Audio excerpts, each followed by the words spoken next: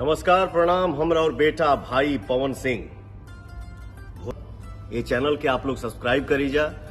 और नमस्कार दोस्तों, आपके चैनल अभय भोजपुरिया के मंच पर आपका स्वागत है। यदि आपने चैनल को सब्सक्राइब नहीं किया तो सब्सक्राइब कर लें। आपको पता है कि आज अरविंद अकेला कल्लू जी का एक गाना नाच रे पतरकी 2.0 सारे गामा भोजपुरी पर रिलीज हुआ और ये गाना बहुत ही अच्छा है।